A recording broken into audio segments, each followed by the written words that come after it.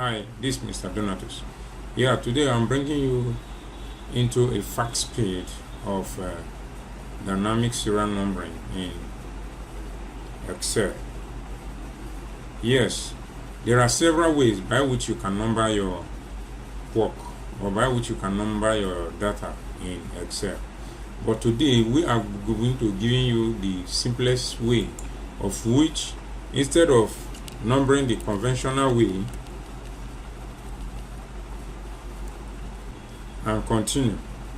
So today, or some of us do know, you can as well do a drag down and it will populate. But in this case, we are not interested in this because this is a very hectic one, especially if you have much data to work on, and it's stressful.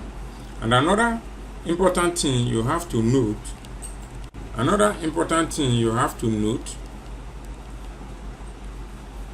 is when your work is numbered in serial 1, 2, 3, 4, for instance, you can see on this axis nothing is there. This particular, there is nothing at this particular cell, but still you end up numbering them all down. But in this case, we are going to be omitting this because there is nothing there. So your continuation will continue from this one down, then jump this space, continue down. And another thing is when you remove this data, let's right click and delete. You can see the serial numbering did not change because 2 has been removed. So you are now having 1, 3, 4, which is not supposed to be like that. And same thing will continue downward. It will not change. So today I'm bringing you to a fact speed on how you can easily get this fixed. How do we go about it? Then let's dive in. On this serial number 1, you type in equal, then subtotal. Once you enter subtotal, then you click on 3, that is counter or count A, whichever one you can remember it. So you double click on it, counter A, then you say comma. Once you say counter A, you will now reference this row, the name that you want to be counted. The name. If you want the department to be counted, you reference it. But if you want the name to be counted, then you reference it. That is this ref. Then I now reference it. Are you following? Then column, also 2, then close your bracket. Once you close your bracket, you hit enter. Now this just have to do with only this, that is B2. So if you run it down, you can see it will continue with 1, 1, 1, 1, 1, 1. But we are not running it down. Then now what you have to do is fix this fixed B2 by pressing F2 or just say shift then $. Then while you now fix your B2, check the difference.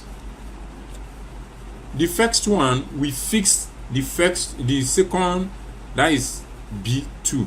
But in this one, we are fixing everything under that B2. That is, if we are running from B2, B3, B4, B5, running down.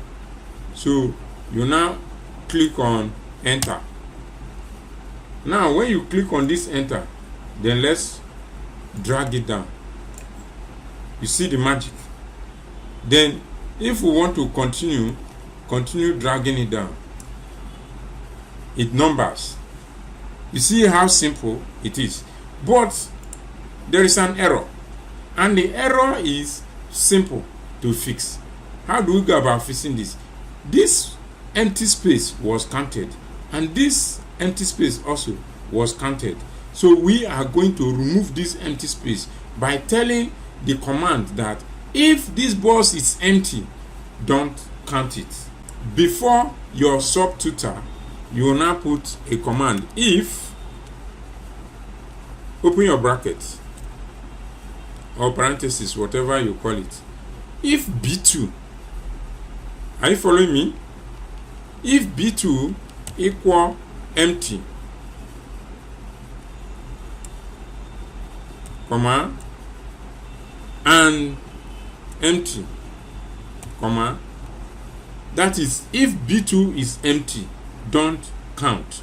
Or if B2 is empty, let it be empty, don't include it, exclude it in our counting. So when you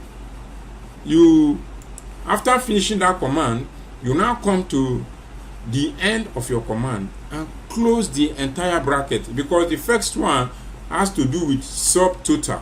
Now we have now introduced a new command, which is if. So that if, we have to also carry its own bracket to enclose all that we just did. Then you click on enter. Once you click on enter, then let's drag it down and see what the magic is. You get it right now. So at this point, even if any of this is deleted, let's assume we delete this data, we just come and delete it. Let's watch the magic. Dynamically it changes. Yeah, if you like this video, please do give us a thumbs up, subscribe to our channels,